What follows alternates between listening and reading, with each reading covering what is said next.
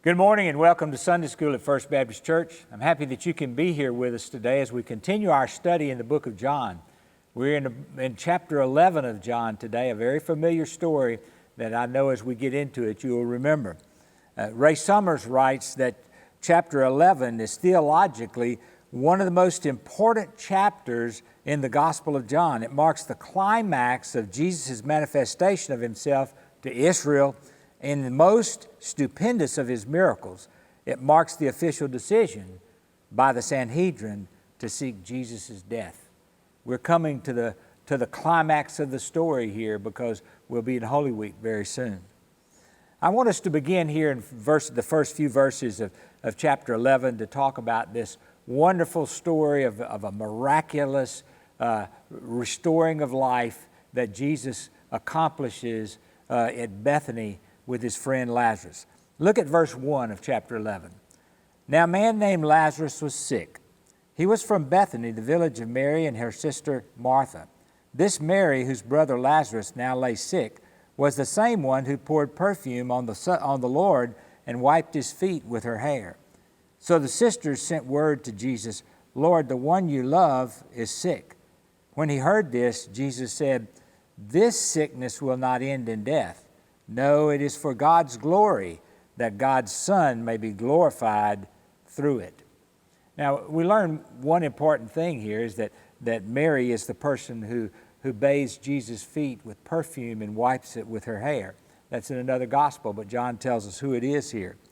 Then we find out about Lazarus being ill, sick, but it will not end in death, Jesus says. And if Jesus says that, it must be true.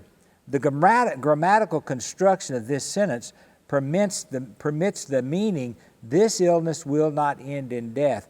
Rather, it would end in the glory of God and the glorification of Jesus' Son. Reminds us of what Jesus had said about what he did for the blind man.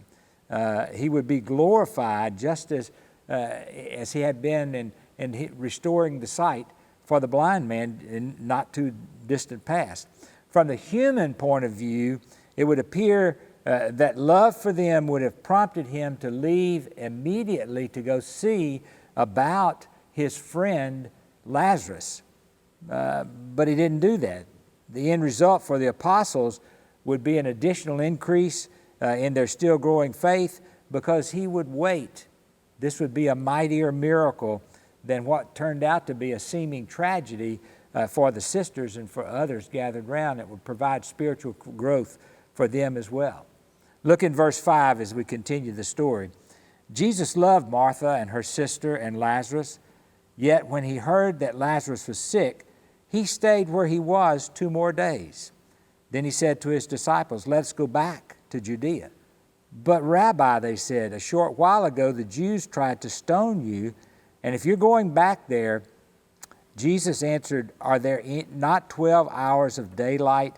A man who walks by day will not stumble, for he sees by the world's light. It is when he walks by night that he stumbles, for he has no light." Are there not 12 hours of day in the daylight? This is another reference by Jesus to the limited time that he has here on earth. We've talked about that before, and time is running out for Jesus, and he has things that he has to do, and so he urges his disciples to follow his lead. Then in verse 11, he says, after he had said this, he went on to tell them, "Our friend Lazarus has fallen asleep, but I'm going there to wake him up." His disciples replied, "Lord, if he sleeps, he'll get better." Jesus had been speaking of his death, but the disciples thought he meant natural sleep. So then he told them plainly, "Lazarus is dead. And for your sake, I am glad I was not there, so that you may believe, but let us go to him." Then Thomas, called Didymus, said to the rest of the disciples, "Let us also go, that we may die with him." Several things here that are interesting. The disciples say, "Lord, if he sleeps, he'll get better." What they were thinking of is some natural disease that a person was suffering in their body, that they were fighting that disease off, and then when they fell asleep, it meant that the body was winning that struggle and the sleep would be helpful, and that they would come out of it and it would be a well person. In this circumstance, though, it's not that for Lazarus. Lazarus sleeps, Jesus means that he's dead. And he says, Lazarus is dead.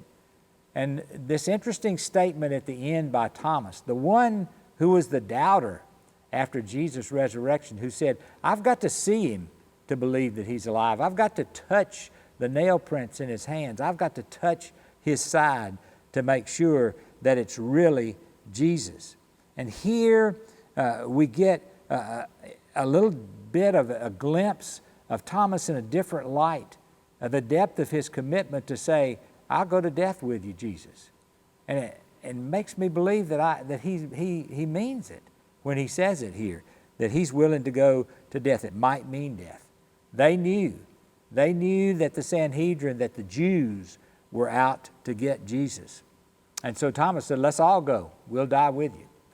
Verse 17 says, on his arrival, Jesus found that Lazarus had already been in the tomb 4 days. Bethany was less than 2 miles from Jerusalem, and many Jews had come to Martha and Mary to comfort them in the loss of their brother. When Martha heard that Jesus was coming, she went out to meet him, but Mary stayed at home. Lord, Martha said to Jesus, if you had been here, my brother would not have died. But I know even now, God will give you whatever you ask.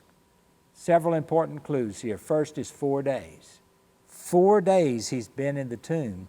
To the Jews, the fourth day was a significant day because they believed that a person's spirit hovered around the dead person for 3 days after this person had died, and then departed on the fourth day when the process of decomposing began in the body.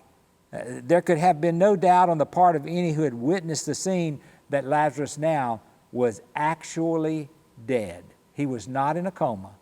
He was dead. That made this miracle even more significant, because had Jesus healed him the next day, whatever, as people could claim, he was just asleep, he was in a coma, whatever it might have been. But now the fourth day, his spirit has left him according to what the Jews believe. Many Jews, it said, came out to Bethany. I think that tells us something about the standing of this family of three, Lazarus and his two sisters, in the community in and around Jerusalem. They'd come out there because of his death, and now they're going to see Jesus perform perhaps the greatest miracle that's ever been performed, and believe it or not, it's going to place Jesus' life in jeopardy. It's not going to bring a great following to him, but the Sanhedrin is going to want to take his life even more. They're going to recommit. And then Martha says what most of us would say. Jesus, if you had been here, how often have you thought that in your life? If Jesus had only been there, what they could have done for a loved one, perhaps. Alexander McLaren preached on this passage, and he says, God works leisurely because God has eternity to work in. The answer always comes at the right time, and he is punctual, though delayed. This was all part of God's plan. He wanted this audience. He wanted the disciples' faith in Jesus Christ to be strengthened. He wanted Mary and Martha's faith in Jesus Christ to be strengthened. And so God is going to perform a great demonstration. And then one thing that Martha says that indicates her faith, she says, God will give you whatever you ask. In most circumstances, most other circumstances, Martha's been the practical one. She's been the one that's the realistic sister. She's been the one that waits on the family, does all of the practical things. But now, here she is, even in the midst of her disappointment. And she says, if you had been here, Jesus, if you'd only been here. But now she says, I know whatever you ask, God will give what you're asking. She gets right to the point. And she says, if you just had been here.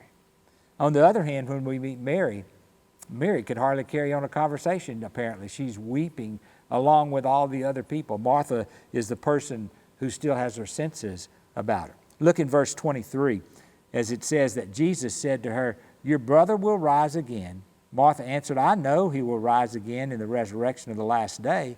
Jesus said to her, "I am the resurrection and the life. He who believes in me will live even though he dies. And whoever lives and believes in me will never die. Do you believe this?" "Yes, Lord," she told him. "I believe that you are the Christ, the Son of God, who was to come into this world." Resurrection at the last day, most of the Jews believed that. The Pharisees even believed that. The Sadducees did not, but the Pharisees did, and most pious Jews believed that there would be a resurrection at the last day. And so maybe people who had come to comfort Martha had said, but you'll see him at the last day. You'll see him there. Jesus, however, meant a whole lot more than that. He did not mean you'll see him at the last day. He says something much more significant. In fact, this is another of his great I am statements. He says to Martha, "I am the resurrection and the life. I am the resurrection and the life. Even though a person dies through me, he can live again." Ray Summers calls our attention to the answer that Jesus gives. It is an emphatic statement, which could be translated, "I alone, I and no other." There is no other one who can claim this to be the resurrection and the life. Both the resurrection and the life are centered only in Jesus Christ. A resurrection in the last days is not just a vague hope. In Jesus Christ, it's going to be a reality, and we know that. By his own resurrection from the dead, he gave validity to his claim. Now, of course, that hadn't occurred yet, but it would. What he claimed, he could do. He was the resurrection himself. He brought resurrection to Lazarus, and he would teach a great lesson to Mary and Martha. But he's also the life. Life is defined by Jesus Christ. Standing there in the very presence of death, Jesus claimed that life was his. Life. He had come to give eternal life, that even death could not snatch that away. And he says, "Whoever lives and believes in me will never die." In this statement, lives refers to physical life, die refers to spiritual life. You will never die. The one who lives physically and believes in Jesus Christ has already entered into the spiritual life, which guarantees that he will never die a spiritual death. The grammatical construction there is a Greek double negative. It could be translated, "He shall not never die." Bad English, good Greek. And Jesus added, "forever." He shall not never die forever. He says, "In me the dead lives, and the living does not die." Important statement. A person who believes in Jesus Christ personally shall continue to live though he were to die physically. And of course, if for no other reason, that's why you come to Jesus Christ in your life, is for eternal life. The one who lives through belief in Jesus Christ can expect that in their life. Physical death may overtake us because this is a material body that cannot last, but spiritual death has no power over me or over Lazarus because of Jesus Christ. And all of this is possible because Jesus Christ came into the world to demonstrate to the world that he had the power over life and death. In Christ, the last days had already arrived. Eternity had invaded time, one writer said. And then Martha makes a tremendous statement. It's a great confession of faith. She says, "I believe that you are the Christ, the Son of God." That's the confession of faith that any person who wants to become a Christian must make. What she was saying is that she believed that Christ was the Messiah, that God had sent into the world so that we may have eternal life. She said that she believed that Christ was the Son of God. He was the one God had promised in all of the prophecy of the Old Testament. This was a clear confession of faith in Jesus Christ. To accept that truth and all that was involved in it meant that whether she understood it or did not understand it, she still believed it. And that's important. She believed. In the natural world, seeing is believing. In the spiritual world, believing is seeing. That's an interesting statement by Alexander McLaren. It's very thought-provoking. In the natural world, seeing is believing. That's what we normally follow. In the spiritual world, believing is seeing. Now look at verse 28. And after she had said this, she went back and called her sister Mary aside.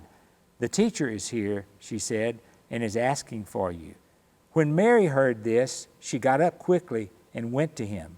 Now Jesus had not entered the village, but was still at the place where Martha had met him. When the Jews who had been with Mary in the house comforting her noticed how quickly she got up and went out, they followed her, supposing she was going to the tomb to mourn there. Now there's a difference in the personality of these two women, and you'll see that difference in their personality as Mary meets Jesus. Look in verse 32. When Mary reached the place where Jesus was and saw him, she fell at his feet and said, Lord, if you had been here, my brother would not have died. Same expression Martha made. If you had been here, except for the fact Mary's distraught. She really can't carry on a good logical conversation like Martha could, but she does say the same thing. If you had only been here. It's not the indication of lack of faith on either of the sisters' part. Instead, in my estimation, it's a statement of faith of both Mary and Martha that they believed, and they believed it in their heart. If Jesus had been present, then Lazarus would not have died.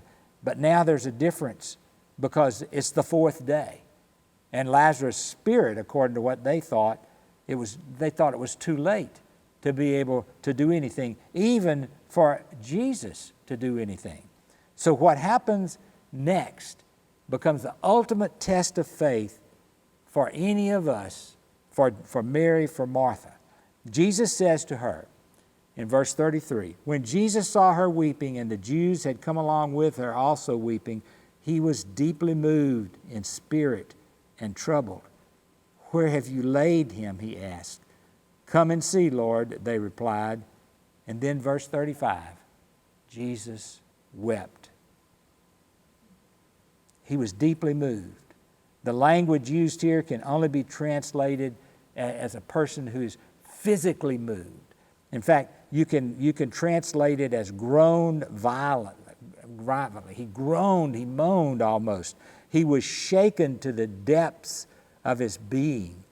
And so this unmistakable display of human emotion seemed to compel Jesus to do something immediately. He wasn't going to wait any longer.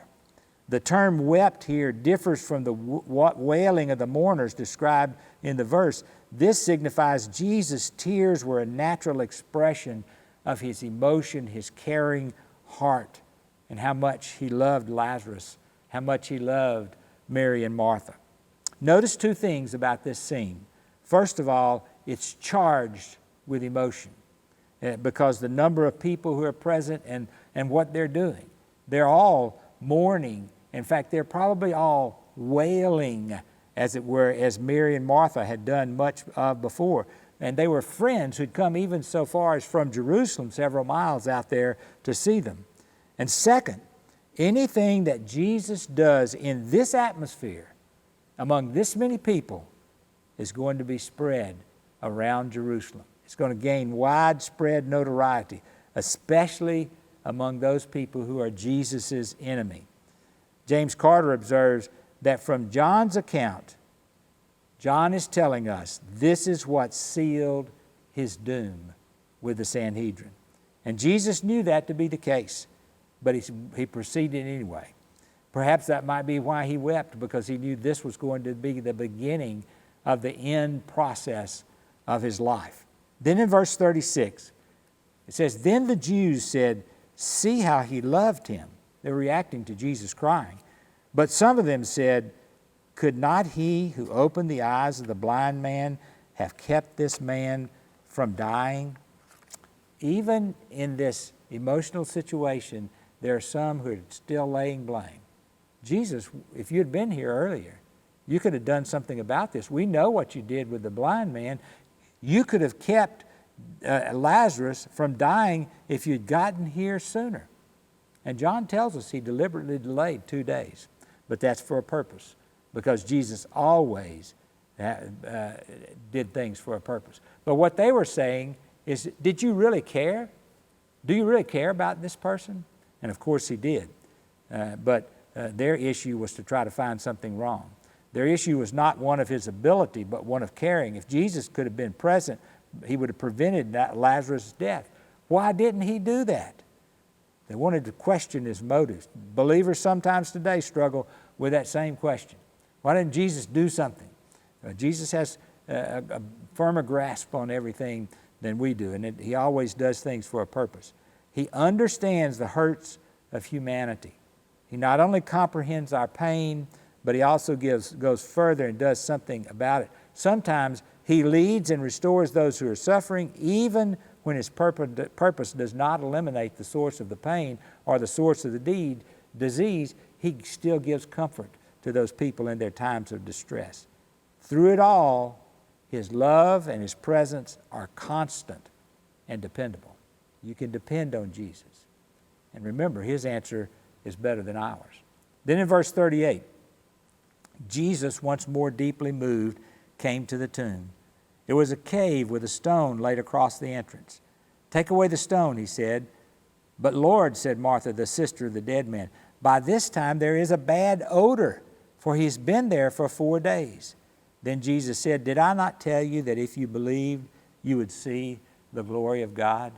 These people who doubted Jesus, they still doubt Jesus. And they're trying to give their solution to the problem.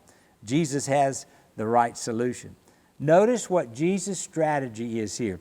He left the people free to believe or disbelieve in what he was doing because he combined divine sovereignty and human dependence. On the one hand, Jesus came to the tomb only when he was ready, without yielding to earthly pressures. He did what he needed to do in his time frame.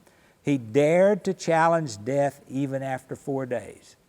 And the people there had to realize that, because Mary and Martha had been the people who brought it up.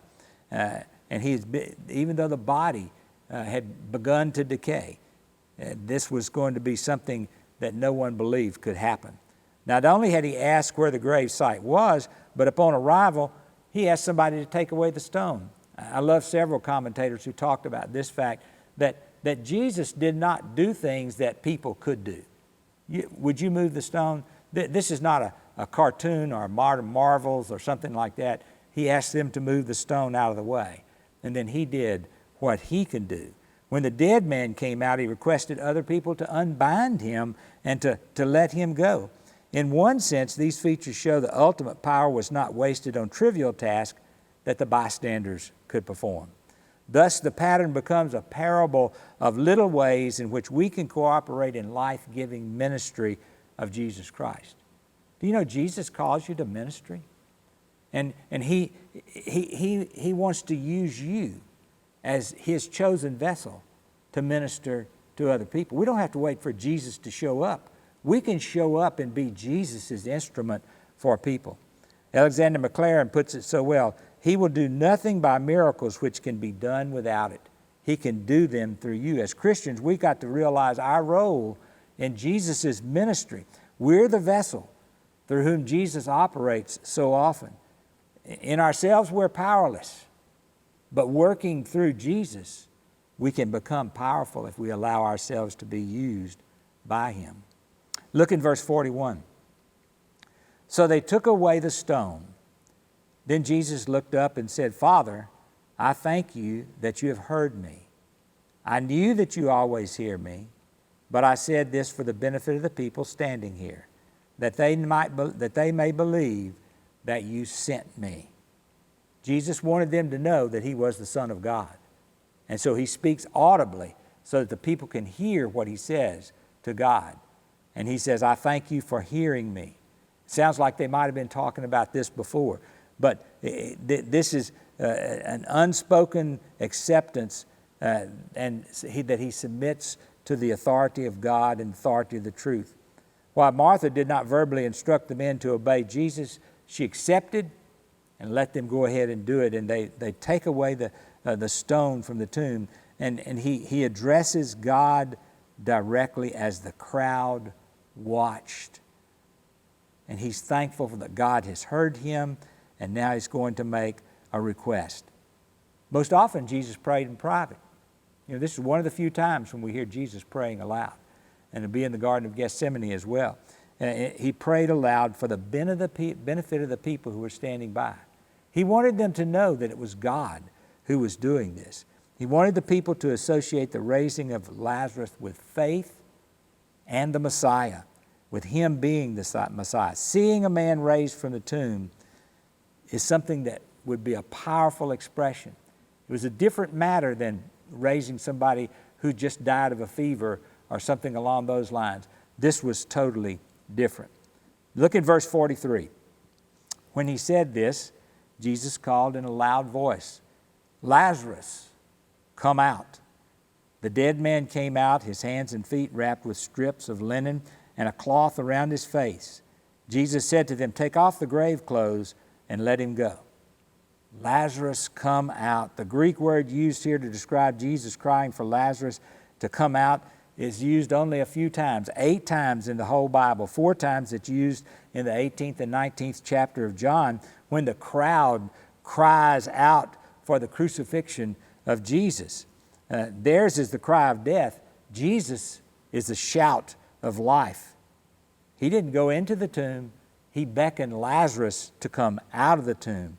He needed only speak the word, and death surrendered to life, to Jesus Christ. I remember once a preacher, and I don't know if this is true, but it's interesting to think about, that I heard preach a sermon, said Jesus used Lazarus' name, or else there in the graveyard, others would have come forward too. I don't know if that's true or not, but he did call Lazarus by name at that point to come out of the tomb. And then in verse 45, it says, therefore many of the Jews who had come to visit Mary and who had seen what Jesus did put their faith in him. But some of them went to the Pharisees and told them what Jesus had done. Why would they want the Pharisees to know this? Because this was going to undoubtedly bring more people to follow Jesus Christ. It was phenomenal. It was something nobody else had ever done before. And Jesus was going to gain a great deal of notoriety and popularity, if you will. Because they had witnessed Jesus' power, many of the Jews believed in him. These people are identified by 2 things. They came to visit Mary and Martha, and they had seen what Jesus did. And it convinced them that Jesus must be who he said he was, the Son of God. They'd come to comfort her, but they left believing in Jesus Christ. And some of them went to the Pharisees. They had the wrong motives for being there. The contrasting conjunction, but, used here, indicates that not everyone present became a believer. And we know what they did. The subsequent verses that we look at emphasize the result of the actions of these people who went to see the Pharisees. It intensified their efforts to kill Jesus, and even Lazarus, who was a living testimony of Jesus' power over death.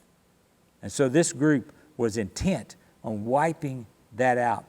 It's important for us to remember, though, that even at the beginning here, there was probably a divided opinion among those present as to attitudes toward Jesus.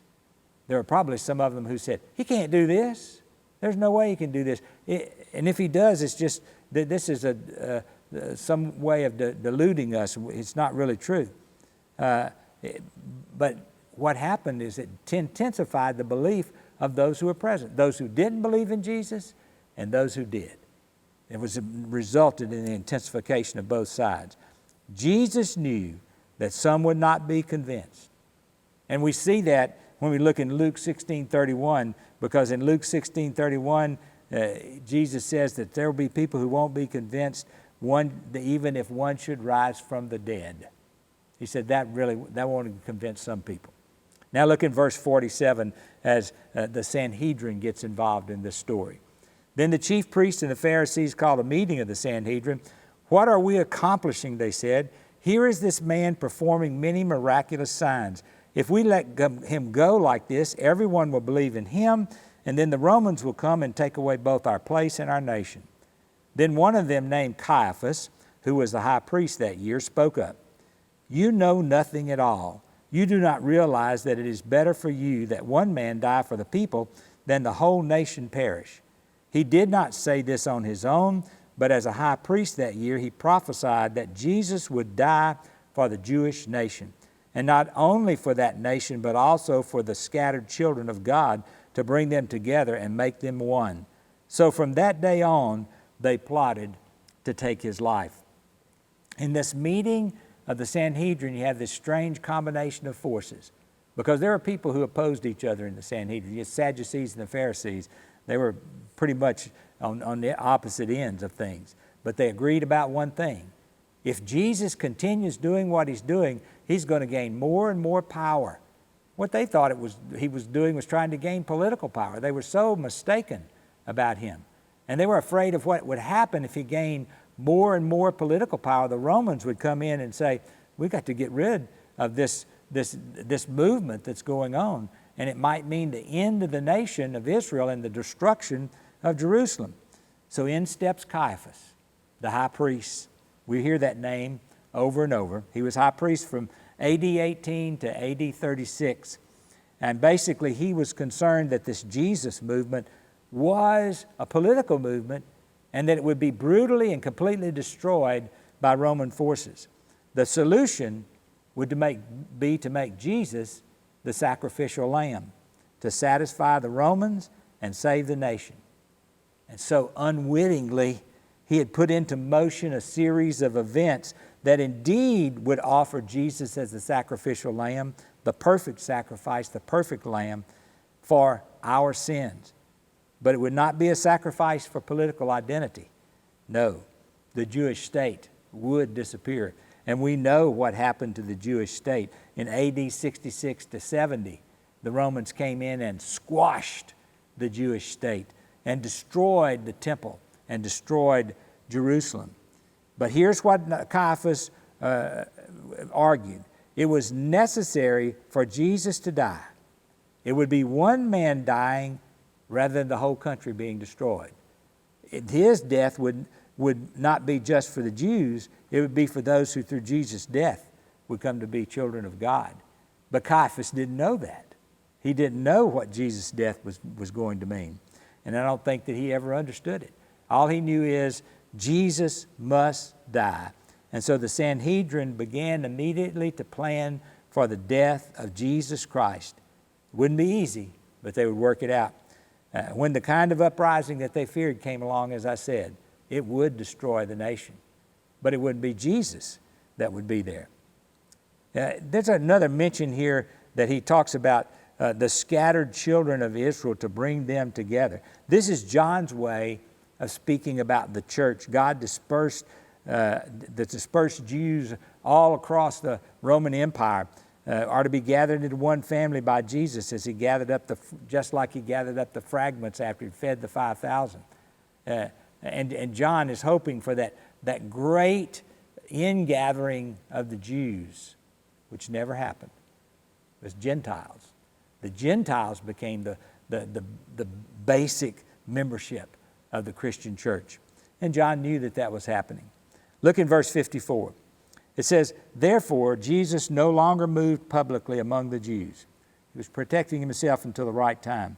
Instead, he withdrew to a region near the desert, to a village called Ephraim, where he stayed with his disciples. When it was almost time for the Jewish Passover, many went up from the country to Jerusalem for their ceremonial cleansing before Passover.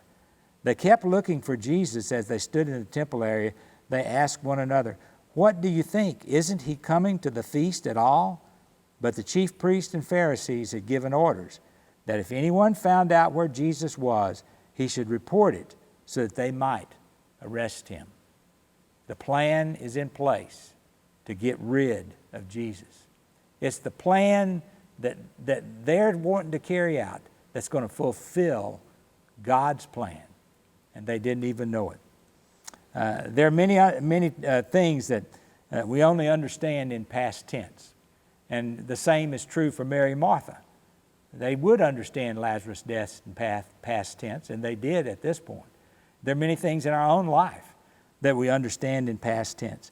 The understanding in the moment of the event escapes us, even frustrates us. But if we are a Christian, understanding does come by and by.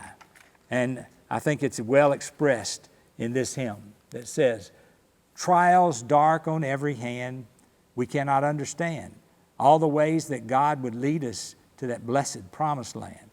But He'll guide us with His eye, and we'll follow till we die. We'll understand it better by and by. Oft our cherished plans have failed, disappointments have prevailed, and we've wandered in the darkness, heavy-hearted and alone. But we're trusting in the Lord, and according to His word, we'll understand it better by and by. Temptations, hidden snares often take us unawares, and our hearts are made to bleed for some thoughtless word or deed, and we wonder why the test when we try to do our best. But we'll understand it better by and by. By and by, when the morning comes, when the saints of God are gathered home, we will tell the story how we've overcome, and we'll understand it better by and by. It's my hope for you today that you've committed your life to Jesus Christ, and then you'll have that opportunity one day to understand everything about your life better by and by. There are a lot of questions that I'd like answered for me that I won't know until I'm in the presence of Jesus Christ in heaven. Then I'll know completely. As Paul said, we see dimly through a mirror, but when we see Him face to face, we'll know more. I hope you have a good week.